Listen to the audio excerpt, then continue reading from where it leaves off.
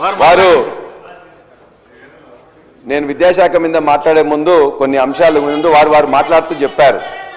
మేము ఆర్థిక శాఖ మంత్రి గారికి ఒక్కటే రిక్వెస్ట్ చేస్తున్నాం. వారు చేసిన ఈ మండలంలో లేకపోతే ఈ యొక్క నియోజకవర్గంలో 20,000 చేసినాం 25,000 చేసినాం అని చెప్పేసి అన్నారు కదా. మా జనగామ నియోజకవర్గంలో 127 గ్రామాలు ఉన్నాయి. 127 గ్రామాలలో ఏ గ్రామానికైనా ఒక గ్రామానికి రండి. ఆ గ్రామంలో 100% చేసినని చెప్పేసి అంటే నేను అప్పుడే ముక్కు నేల మీద రాస్తా, నేను రిజైన్ కూడా చేస్తా అని చెప్పి మీకు ఛాలెంజ్ చేస్తా ఉన్నా. ఏ ఒక్క గ్రామం 107 గ్రామాల్లో రుణమాఫీ అయిపోయిందని చెప్పేసి. అందుకే ఉట్టిగా వాదనల కోసం నెంబర్ల కోసం అది కాదు అధ్యక్ష. మీరు ప్రామిస్ చేసిన దానిలో కొంత 50% వరకు వచ్చింది, మిగతా వాళ్ళకి ఇవ్వండి, వాళ్ళు మొత్తం అడుగుతుందని చెప్పేసి మేము చెప్తున్నాం. అందుకే నా జనగామనే కాదు మీ యొక్క మధుర నియోజకవర్గం అయినా పర్వాలేదు, ఎక్కడికి వచ్చినా కూడా మేము కూడా వస్తాం. మేము తప్పు మాట్లాడినట్లయితే మా యొక్క ఆ రైతుల ముందే నేను ముక్కుని ఎగరేస్తా అధ్యక్ష. అది నేను వదిలిపెడుతున్నా అధ్యక్ష దాన్ని. ఎందుకంటే మేము ఇది మాట్లాడగానే వారు ఎందుకంటే సెంట్రల్ యూనివర్సిటీలో చదువుకున్నారు, మేము ఉస్మాన్ యూనివర్సిటీలో చదువుకున్నాం. వారికి కొద్దిగా ఎక్కువగా ఈ యొక్క గోబెల్స్ గురించి వాటి గురించి బాగా తెలుసు అధ్యక్ష. విద్యాశాఖలో ఇవాళ విద్యాశాఖకు మంత్రి గారుగా ముఖ్యమంత్రి గారు ఉన్నారు. ముఖ్యమంత్రి గారి పనితీరు ఎట్లా ఉంటుంది, ముఖ్యమంత్రి గారికి ఎంత టైం ఉంటుంది ఏం లేదని చెప్పి నేను సీఎంఓ ఆఫీస్లో పనిచేసిన కాబట్టి నాకు తెలుసు. కాబట్టి ముఖ్యమంత్రి గారు దానికి టైం ఇవ్వలేకపోతున్నారు. ఇప్పటిదాకా సెక్రటరీ కూడా 4 సార్లు సెక్రటరీలో మార్చిండ్రు. మాట్లాడుతున్నా అధ్యక్ష, నేను ఏం మాట్లాడతలేను. ఇవాళ ఆ విద్యాశాఖలో ఏదైతే ఈ 15 నెలల్లో జరిగిందో భారతదేశంలో ఏనాడు కూడా ఏ సంవత్సరంలో కూడా జరగనంతగా ఒక్క ఈ సంవత్సరంలో విద్యాశాఖలో స్కూల్ ఎడ్యుకేషన్లో 2 లక్షల మంది డ్రాప్ అవుట్ అయినరు. ఇది నేను రాసింది కాదు అధ్యక్ష, అనేక పేపర్లు వారు కూడా 1, 2 సమయం మాట్లాడిండ్రు. 2 లక్షల మంది జూనియర్ కాలేజీలో డిగ్రీ కాలేజీలో మొత్తం తగ్గిపోయిండ్రు. యూనివర్సిటీల గురించి చాలా ఎక్కువగా చెప్పింది, మేము పట్టించుకోవట్లేదని చెప్పేసి అదే యూనివర్సిటీలో ఒక మహిళా యూనివర్సిటీకి పేరు మార్చి ఆ మహిళా యూనివర్సిటీకి పేరు మార్చి మొత్తం కూడా ఇలా ఒక్క ఇటుక పెట్టలేదు, ఒక్క రూపాయి ఇవ్వలేదు, ఒక్క రిక్రూట్మెంట్ చేయలేదు. ఇవాళ మొత్తం స్కూల్ ఎడ్యుకేషన్ కానీ హైయర్ ఎడ్యుకేషన్ కానీ యూనివర్సిటీ ఎడ్యుకేషన్ కానీ మొత్తాన్ని పండబెట్టిండ్రు అధ్యక్ష. అంతేకాదు ఆర్థిక శాఖ మంత్రిలో ఒక మాట చెప్పిండ్రు. ఆర్థిక శాఖ మంత్రి గారు ఇక్కడే ఎల్ఓపిగా ఉన్నప్పుడు మొత్తం కూడా ఇలా ఈ యూనివర్సిటీ విద్యార్థులకు 3,000 రూపాయలు ఇస్తున్నారు, 1,500 రూపాయలు ఇస్తున్నారు. వాళ్ళకు కూడా 3,000 ఇచ్చే పరిస్థితుల్లో మీ ప్రభుత్వం లేదా? వాళ్ళందరినీ కూడా వ్యయంగా ఎందుకు ఎక్స్పెండిచర్గా భావిస్తున్నారు? ఇది మానవ వనరుల మీద పెట్టిన అది, కాబట్టి మీరు ఎందుకు ఇవ్వట్లేదని చెప్పేసి అడిగారు. మరి వారే ఇలా ఆర్థిక శాఖ మంత్రి అయినరు, వారు యూనివర్సిటీ నుంచి వచ్చిన వాళ్ళు. ఇంకో మాట కూడా చెప్పింది, ఇలా యూనివర్సిటీలో పేదవాళ్ళు ఉన్నారు, పేదవాళ్ళంత మాత్రాన వాళ్ళకి సబ్జెక్ట్ లేకుండా కాదు, వాళ్ళు ఇలా చాలా ఇబ్బంది పడుతున్నారు పెంచుతామని చెప్తే మేము పెంచే 1,500 నుంచి 1,800 చేసి దాన్ని 3 నెలల నుంచి ₹1 రాలేదు అధ్యక్ష. వీరు వచ్చిన 15 నెలల నుంచి కూడా ఏ యూనివర్సిటీకి కానీ ఏ ఎడ్యుకేషన్ డిపార్ట్మెంట్ కానీ ఎవరు కూడా ₹1 రాలే, ఒక్క ఇటుక పెట్టలే, ఒక్క రిక్రూట్మెంట్ స్కూల్ ఎడ్యుకేషన్లో కొన్ని జరిపినారు అధ్యక్ష. అంతే తప్ప కానీ ఎక్కడ చేయలేదు. దయచేసి విద్యాశాఖ మంత్రులుగా ఉన్న ముఖ్యమంత్రిగా నేను విజ్ఞప్తి చేస్తున్నాం, ఇది అందరూ కూడా ఆలోచించి. సార్ నేను పల్లారాజేశ్వరరెడ్డి గారు ఎడ్యుకేషనల్ ఇన్స్టిట్యూషన్స్ నడుపుతారు, చదువుకున్నవారు, వాస్తవాలకు కొంచెం దగ్గరగా మాట్లాడతారని ఆశించాను అధ్యక్ష. వారు మాట్లాడాలని కూడా కోరుకుంటున్నాను, ఎందుకంటే వారు కొంత లెఫ్ట్ ఆర్గనైజేషన్స్లో కూడా గతంలో పనిచేశారు. కొంచెం వాస్తవాలు చెప్తే మేము కూడా ఏమైనా పనికొచ్చామంటే వాడుకుంటాం అనుకున్నాం. కానీ మరీ ఇంత బ్లేటెంట్గా ముఖ్యమంత్రి గారు విద్యాశాఖ చూస్తున్నారు, వారి సమయం లేదు, ఏమి పట్టించుకోవట్లేదని అంటున్నారు. ఇది కరెక్ట్ కాదు అధ్యక్ష. ఒకవేళ మీరు పనిచేసినటువంటి ముఖ్యమంత్రి గారు ఆ రకంగా ఉండి ఉంటారు కాబట్టి అందరూ అట్లాగే ఉంటారని మీరు భావిస్తే అది కరెక్ట్ కాదు అధ్యక్ష. ఆ ముఖ్యమంత్రి గారు నేను అధ్యక్ష వారు ఎడ్యుకేషన్ శాఖ చూస్తూ ఉంటారు, మేమందరం ఈరోజు గర్విస్తూ ఉన్నాం. ఎడ్యుకేషన్ శాఖను వారు చూస్తూ ఈరోజు అధ్యక్ష 11,000 మంది టీచర్స్ రిక్రూట్మెంట్ డిఎస్సి 10 సంవత్సరాలు మీ సమయంలో రిక్రూట్ చేయకపోతే వారు ప్రత్యేకంగా శ్రద్ధ తీసుకొని మొదట డిఎస్సిని ప్రకటించడమే కాదు, రిక్రూట్మెంట్ చేసి అపాయింట్మెంట్ లెటర్స్ ఇచ్చి మళ్ళీ తర్వాత భవిష్యత్తులో కూడా ఖాళీగా ఉంటే ఇంకొక 5 నుంచి 6,000 మంది టీచర్స్ రిక్రూట్ చేస్తామని ప్రకటించారు. This is what it shows how serious the CM is taking care of it. అధ్యక్ష 22,000 మందికి అధ్యక్ష ప్రమోషన్స్ ఇచ్చి 10 సంవత్సరాలు విద్యాశాఖ నిర్వీర్యం చేసి మీరు ఎవరిని పట్టించుకోకపోతే టీచర్స్ని 22,000 మందికి ప్రమోషన్స్ ఇచ్చి వాళ్ళందరికీ మోరల్ బూస్ట్ ఇచ్చి పేద పిల్లలు చదువుకునే పాఠశాలకు బాగా విద్యాబుద్ధులు నేర్పించండి అని చెప్పి వాళ్ళకి ప్రోత్సహించారు అధ్యక్ష. 36,000 మంది టీచర్స్కి 10 సంవత్సరాల నుంచి ఎదురు చూస్తున్నటువంటి వాళ్ళు పట్టించుకోకపోతే సీరియస్గా ఎక్సర్సైజ్ చేసి అన్ని సంఘాల్లో పిలిచి 36,000 మంది టీచర్స్ని ట్రాన్స్ఫర్ చేశారు అధ్యక్ష.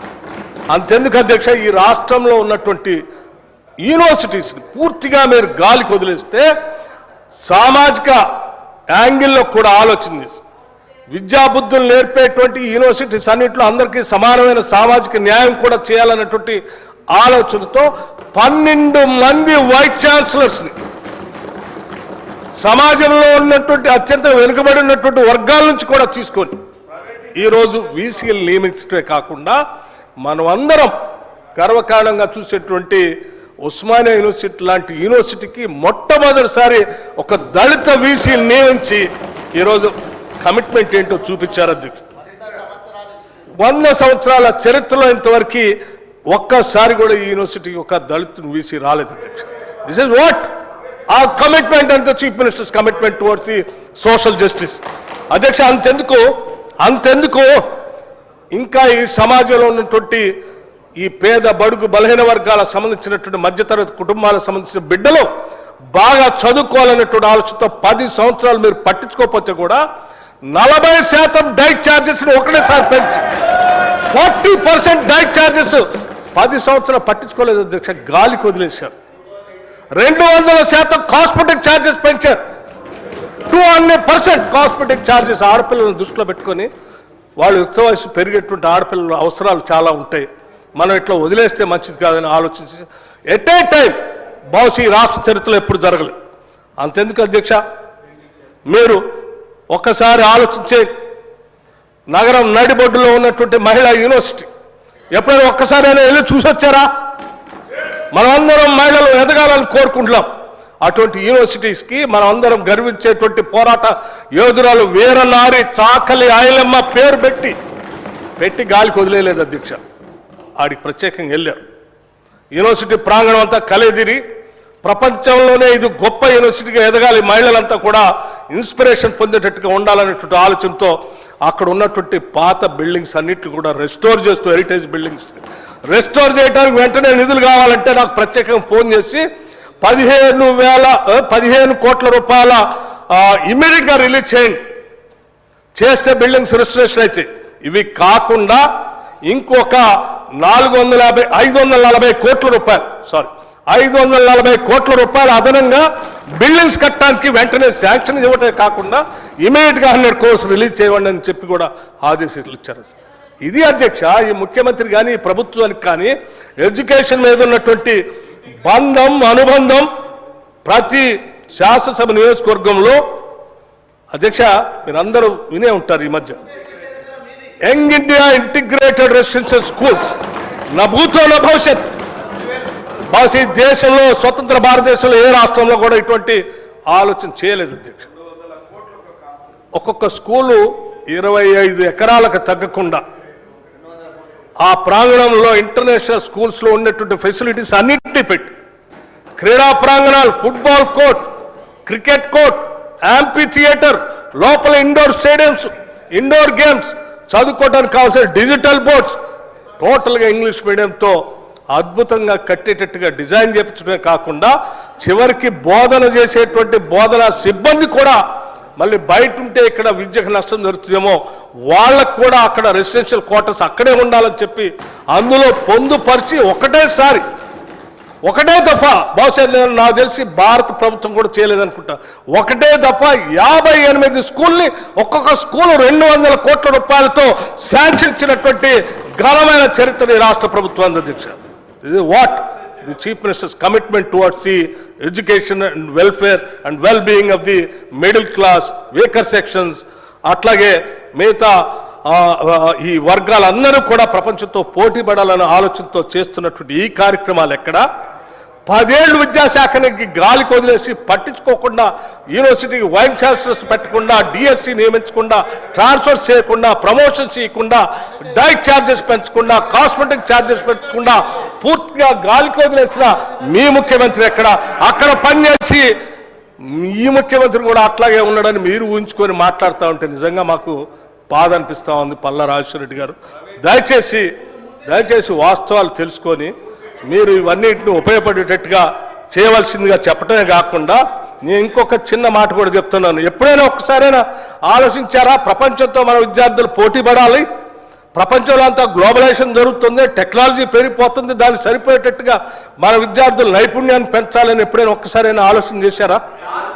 ముఖ్యమంత్రి గారు రేవంత్ రెడ్డి గారు రాగానే ఫస్ట్ మొదలుపెట్టిందే యంగ్ ఇండియా స్కిల్ యూనివర్సిటీ అని చెప్పి ఫ్యూచర్ సిటీలో స్కిల్ యూనివర్సిటీ మొదలుపెట్టి అనౌన్స్ చేయడం ఒక్కటే కాదు అధ్యక్ష, దానికి సంబంధించి ఈ దేశంలో ఉన్నటువంటి ఇండస్ట్రీకి సంబంధించిన పెద్ద మనుషులందరినీ పిలిచి వాళ్ళందరినీ మహేంద్ర కంపెనీ లాంటి చైర్మన్ కూడా పిలిచి వారితో పాటు అనేక మంది పారిశ్రామికవేత్తలు అందరినీ పిలిచి మా రాష్ట్రంలో పరిశ్రమలు పెద్ద ఎత్తున వస్తున్నాయి, మా రాష్ట్రంలో అనేక ఇంజనీరింగ్ కళాశాలలో మా విద్యార్థులు చదువుకుంటున్నారు, వాళ్ళకు కావలసినటువంటి నైపుణ్యాన్ని స్కిల్ని మీ భాగస్వామ్యంతో మీ పరిశ్రమలు కూడా కావాల్సిన విధంగా సిలబస్ తయారు చేసి ఇక్కడ నైపుణ్యం ఇచ్చి వాళ్ళందరికీ ఇక్కడ చదువుకోగానే వెంటనే మీరు రిక్రూట్మెంట్ చేసుకునే విధంగా మీరంతా భాగస్వాములు కండి అని చెప్పి వాళ్ళు ఒప్పించి మొట్టమొదటిసారి యంగ్ ఇండియా స్కిల్ యూనివర్సిటీ అని ఈ రాష్ట్రంలో ఫ్యూచర్ సిటీలో స్టార్ట్ చేపించి ఇవాళ భవనాలు కూడా